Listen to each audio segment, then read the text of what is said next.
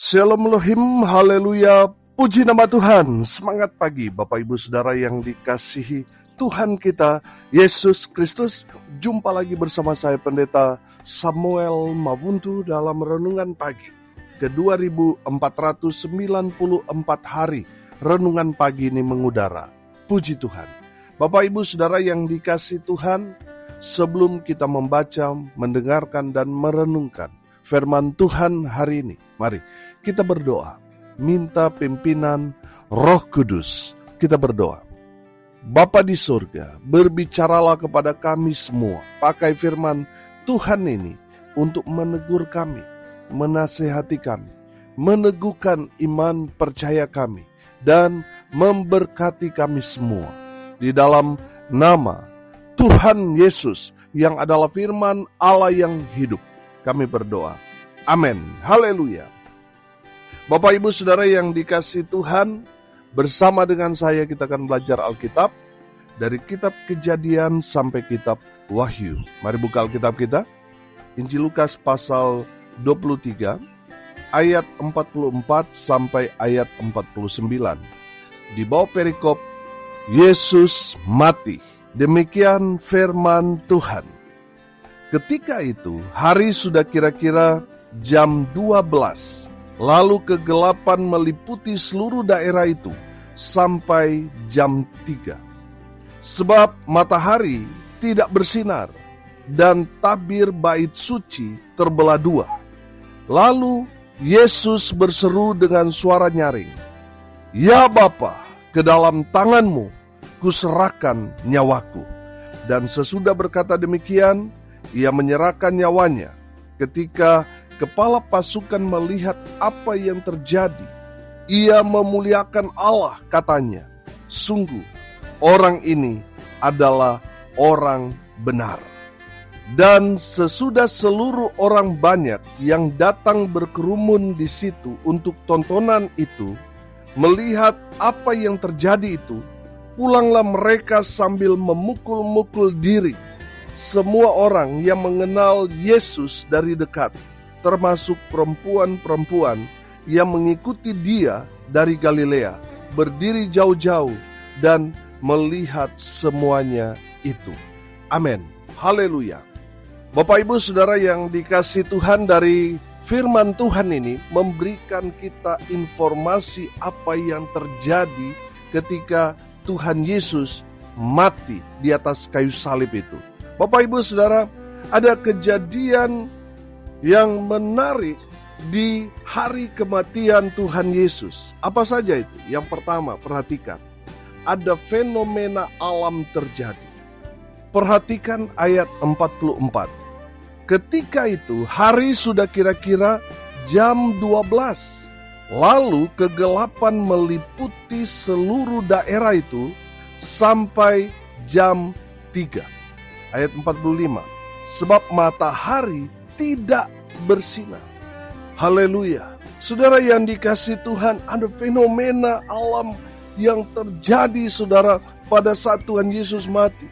Pada saat itu 3 jam terjadi kegelapan meliputi seluruh bumi. Oh haleluya.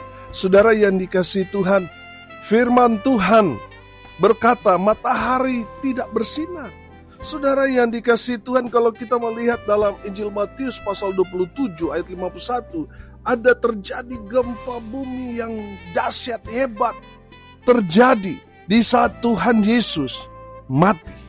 Bapak Ibu Saudara yang dikasihi Tuhan, kalau kita melihat dalam kebenaran firman Tuhan ini, kalau bisa saya alegorikan saudara, matahari tidak bersinar dan terjadi kegelapan selama 3 jam. Kalau bisa saya alegorikan saudara, ini tanda duka cita yang mendalam alam semesta ketika melihat Yesus yang adalah anak Allah itu menyerahkan dirinya mati di atas kayu salib. Saudara yang dikasihi Tuhan, kalau saya juga bisa alegorikan, gempa bumi yang hebat dahsyat terjadi pada saat itu menandakan bahwa alam semesta geram, marah kepada manusia yang menyalibkan Yesus. Alam semesta berduka karena kematian Yesus Kristus. Tandanya ada kegelapan dan terjadi gempa bumi yang hebat terjadi pada saat itu. Yang kedua, saudara, kejadian yang terjadi di hari kematian Tuhan Yesus. Yang kedua, tabir bait suci terbelah dua. Perhatikan ayat 45b di sana dikatakan. Dan tabir bait suci terbelah dua. Saudara, tabir bait suci adalah tirai yang memisahkan antara ruang Maha Kudus dan ruang kudus. Tidak boleh sembarang orang datang masuk ke dalamnya. Hanyalah orang yang dikhususkan, imam besar. Saudara yang dikasihi Tuhan, itu adalah ruang di mana Tuhan hadir di dalam bait suci. Saudara yang dikasihi Tuhan, ada pembatasnya. Kalau ada orang yang mau membawa korban persembahan, mereka tidak boleh langsung. Harus ada perantaranya. Perantaranya imam. Saudara yang dikasihi Tuhan, ketika Tuhan Yesus mati di atas kayu salib, terjadi gempa bumi yang hebat dan tirai yang memisahkan ruang Maha Kudus dan ruang kudus terbelah menjadi dua. Saudara yang dikasihi Tuhan, tabir bait suci yang melambangkan pemisahan antara Allah dan manusia itu. Tabir itu terbelah dua, memberi arti untuk kita semua bahwa kita sekarang memiliki akses langsung kepada Tuhan. Amin. Haleluya. Kalau dalam konteks perjanjian lama, orang yang mau datang beribadah kepada Tuhan, mereka harus membawa korban dan perantaranya adalah imam. Saudara yang dikasihi Tuhan, sejak kejadian kematian Tuhan Yesus tidak lagi diperlakukan. Karena apa, saudara? Karena yang menjadi pemisah, yaitu tirai itu sudah terbelah menjadi dua, dan kita sekarang orang-orang yang hidup dalam kasih karunia, kita bisa langsung beribadah, berdoa langsung kepada Tuhan. Amin. Haleluya. Saudara yang dikasihi Tuhan, kita tidak perlu lagi perantara. Saudara bisa langsung beribadah, berdoa langsung kepada Tuhan. Haleluya. Saudara yang dikasihi Tuhan, yang ketiga, kejadian terjadi di hari kematian Tuhan Yesus. Saudara perhatikan ayat 46. Lalu Yesus berseru dengan suara nyaring, "Ya Bapa, ke dalam tangan-Mu kuserahkan nyawaku." Dan sesudah berkata demikian, Ia menyerahkan nyawanya. Haleluya. Yang ketiga, ada penyerahan diri penuh dari Yesus kepada Bapanya. Haleluya. Saudara yang dikasihi Tuhan, banyak orang di luar sana yang tidak tahu bahwa Yesus itu adalah Tuhan dan Dia adalah manusia sejati. Dalam konteks kebenaran firman Tuhan ini, Tuhan Yesus menyerahkan dirinya penuh kepada Bapanya. Artinya, Dia meletakkan semua sifat-sifat Allahnya. Saudara yang dikasihi Tuhan, kalau Yesus masih menggenakan sifat Allahnya di dalam dirinya, sudah pasti Dia tidak akan mati. Dan kalau Yesus tidak mati, maka korban itu tidak sah. Saudara yang dikasihi Tuhan, kita harus paham dulu konsep keselamatan orang-orang Israel. Mereka harus membawa hewan korban, dan itu memang harus bersih, harus kudus, tidak ada celah. Lalu korban itu harus disembelih, mati, darahnya dicurahkan, lalu dipersembahkan. Saudara yang dikasihi Tuhan, oleh karena itu Yesus harus meletakkan sifat Allahnya supaya apa? Supaya Dia mati. Saudara yang dikasihi Tuhan, kematian Yesus memberikan keabsahan bahwa korban keselamatan itu sah. Makanya Yesus harus mati dengan cara meletakkan semua sifat-sifat Allahnya. Saudara yang dikasihi Tuhan, ini yang banyak kali orang tidak paham. Makanya mereka selalu berkata, oh kalau dia Tuhan kenapa dia mati? Kenapa Tuhan bisa mati? Saudara yang dikasihi Tuhan, pemikiran mereka yang dangkal itu, yang mereka tidak paham, lalu mereka seolah-olah mengejek, menghujat. Kenapa Yesus kalau dia Tuhan dia mati? Mereka tidak paham konsep keselamatan ini. Yesus mati karena dia menyerahkan dirinya. Kalau Yesus tidak menyerahkan dirinya, nggak akan mati, saudara. Saudara yang dikasihi Tuhan, supaya sempurna korban keselamatan dari Tuhan untuk kita manusia sekali untuk selama-lamanya. Yesus harus mati menjadi korban keselamatan bagi kita semua umat manusia. Yang percaya kepada Yesus pasti selamat. Amin. Haleluya. Saudara yang dikasihi Tuhan, saya mendengar, melihat di media sosial, saudara, banyak sekali orang-orang dari seberang menertawakan kejadian kematian Tuhan Yesus. Saudara, mereka lupa bahwa Yesus bangkit pada hari yang ketiga. Amin. Itu menandakan bahwa dia benar-benar Tuhan yang membuktikan bahwa apa yang dia katakan semua benar-benar terjadi. Sudah 4 kali Tuhan Yesus memberitahukan kepada murid-muridnya apa yang akan terjadi pada dirinya. Dan semuanya tepat dan benar. Oh haleluya. Itu artinya apa? Semua yang dikatakan Yesus, semuanya tergenapi, semuanya pasti terjadi. Yesus layak untuk kita percaya. Sementara ada banyak sekali ajaran-ajaran di luar sana. Oh ikut saya kamu pasti masuk surga. Tapi ternyata yang mengajarkan, yang memberikan pengajaran itu masih terkubur di dalam tanah. Saudara, bagaimana saudara bisa masuk dalam logika saudara percaya kepada orang yang menawarkan surga padahal dia masih terkubur dalam tanah? Yesus benar dia mati, tapi pada hari yang ketiga dia bangkit, dia naik ke surga. Dia menyediakan tempat buat kita semua. Oleh karena itu saudara yang dikasihi Tuhan, jangan berkhianat, jangan jadi Yudas, jangan menyangkali Yesus. Karena apa saudara? Karena iman percaya kita itu bicara tentang keselamatan kekal, bukan keselamatan yang sementara di dunia ini. Oke lah, saudara yang berkhianat di dunia ini, saudara menikmati 30 keping perak yang saudara jual itu. Saudara yang dikasihi Tuhan, tapi pada ujungnya saudara akan menyesal tapi sudah terlambat. Saudara yang dikasihi Tuhan, memang ikut Yesus, memang harus menderita, tapi ujungnya menuju pada keselamatan kekal. Amin. Haleluya. Bapak Ibu Saudara yang dikasihi Tuhan, dari kebenaran firman Tuhan ini kita dapat menangkap pesan bahwa hidup kita milik Tuhan. Amin. Serahkan saja kepada Tuhan.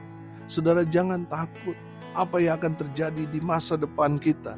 Tuhan Yesus sudah menyediakan yang paling terbaik buat kita. Amin. Haleluya. Saudara yang dikasihi Tuhan, yang keempat, kejadian di hari kematian Tuhan Yesus, ada pertobatan dari seorang kepala pasukan. Sudah perhatikan ayat 47. Ketika kepala pasukan melihat apa yang terjadi, ia memuliakan Allah, katanya, sungguh orang ini adalah orang benar.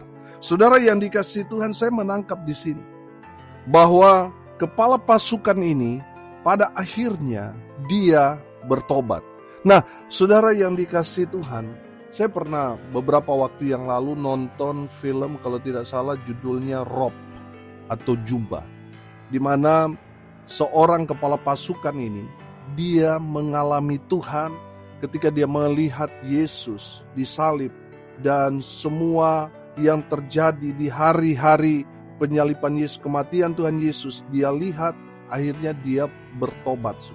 Bapak Ibu Saudara yang dikasihi Tuhan, kalau kita melihat kepala pasukan ini orang yang bertanggung jawab, yang menghukum Yesus, yang mencambuk Yesus, yang memaksakan Yesus untuk memikul salib dan memakukan Yesus di atas kayu salib itu, orang yang paling bertanggung jawab adalah kepala pasukan, karena dia yang memerintahkan tentara Roma untuk mencambuk, untuk memakukan, menyalibkan, dan lain sebagainya. Saudara, yang menariknya, kepala pasukan, komandan dari tentara-tentara Romawi pada saat itu yang mengantar Yesus sampai di atas kayu salib itu, bertobat. Dia mengalami Tuhan. Saudara yang dikasihi Tuhan, saya tidak tahu masa lalu saudara seperti apa. Saudara, yang jelas kepala pasukan ini orang-orang yang sangat bertanggung jawab pada kematian Yesus. Dia mengalami Tuhan di hari penyaliban Yesus. Saudara yang dikasihi Tuhan, artinya apa? Tidak ada kata terlambat. Kalau kita belajar beberapa hari yang lalu, saudara, tentang seorang yang disalibkan di samping Yesus, yang tadinya mereka berdua sama-sama menghujat Yesus. Kalau engkau Mesias, kalau engkau Tuhan, selamatkan dirimu dan selamatkan kami. Saudara yang dikasihi Tuhan, salah satu dari orang yang disalibkan bersama-sama dengan Yesus, dia bertobat. Amin. Artinya apa, saudara? Artinya belum ada kata terlambat. Kalau saudara masih mendengarkan firman Tuhan berbicara kepada saudara, saya mau pastikan saudara belum terlambat. Kecuali saudara sudah tidak mendengar firman lagi, artinya saudara sudah mati, itu artinya saudara sudah terlambat. Jangan sia-siakan dirimu. Respon firman Tuhan ini sebelum saudara terlambat. Bertobatlah sebelum semuanya dikatakan terlambat. Yang terakhir, saudara, kejadian atau peristiwa di hari kematian Tuhan Yesus, ada kemuliaan Tuhan terjadi. Amin. Sudah perhatikan apa kata kepala pasukan ini? Ia melihat apa yang terjadi, ia memuliakan Allah. Katanya, sungguh orang ini adalah orang benar. Haleluya. Bapak Ibu Saudara yang dikasihi Tuhan, dari kebenaran firman Tuhan ini, walaupun memang mungkin kalau dari segi waktu, saudara, kepala pasukan ini melihat ini sudah terlambat pengakuannya dia bahwa Yesus adalah orang benar. Saudara yang dikasihi Tuhan, tapi setidaknya kita dapat melihat bahwa kepala pasukan ini memuliakan Tuhan di kematian Yesus Kristus di atas kayu salib. Haleluya. Bapak Ibu Saudara, dari kebenaran firman Tuhan ini kita dapat melihat semua orang berduka. Bahkan alam semesta, tadi saya katakan, turut berduka di hari kematian Yesus. Saudara, semua orang berduka, alam semesta berduka. Di balik kedukaan itu, saya melihat di sini, wow, luar biasa, ada kemuliaan Tuhan. Amin. Haleluya. Bapak Ibu Saudara, hari ini kita belajar apa yang terjadi di hari kematian Tuhan Yesus. Ada fenomena alam terbesar terjadi, di mana matahari berhenti bersinar. Ada gempa bumi yang hebat terjadi. Saudara yang dikasihi Tuhan, itu terjadi di mana Tuhan Yesus mati. Yang kedua, tabir bait suci terbelah dua. Tabir yang memisahkan ruang Maha Kudus dan ruang kudus terbelah menjadi dua. Artinya tidak ada lagi pemisahan. Kita umat Tuhan dapat beribadah kepada Tuhan tanpa perantara. Yang ketiga, ada penyerahan diri penuh Yesus kepada Bapa. Kalau tidak, Tuhan Yesus tidak akan mati. Makanya Tuhan Yesus menyerahkan nyawanya kepada Bapanya. Barulah Yesus mati. Yang keempat, ada pertobatan dari komandan pasukan. Dan yang terakhir, ada kemuliaan Tuhan. Amin. Mari kita berdoa. Terima kasih Bapa di surga atas kebenaran firman yang menguatkan iman kami. Berkati semua pendengar dimanapun mereka berada.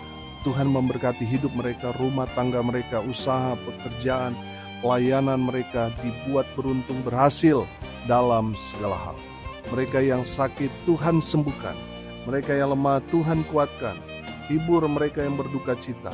Dan berkati mereka yang hari ini berulang tahun. Tuhan Yesus memberkati mereka. Hamba berdoa biarlah berkat Tuhan turun memenuhi semua pendengar. Bapak Ibu Saudara yang dikasihi Tuhan, Arahkanlah hatimu kepada Tuhan dan terimalah berkat dari Tuhan Yesus. Tuhan memberkati engkau dan melindungi engkau. Tuhan menyinari engkau dengan wajah-Nya dan memberi engkau kasih karunia. Tuhan menghadapkan wajah-Nya kepadamu dan memberi engkau damai sejahtera. Di dalam nama Tuhan Yesus, sumber segala berkat. Bapak Ibu Saudara yang percaya, diberkati Tuhan, katakan amin. Puji Tuhan. Bapak Ibu Saudara yang dikasihi Tuhan, kalau saudara merasa diberkati melalui renungan pagi ini, bagikan juga kepada saudara-saudara yang lain supaya mereka juga diberkati. Karena untuk itulah kita dipanggil, untuk jadi berkat. Salam kasih dari Bali. Saya Pendeta Samuel Mawuntu. Sampai jumpa besok pagi. Tuhan Yesus memberkati kita semua. Haleluya.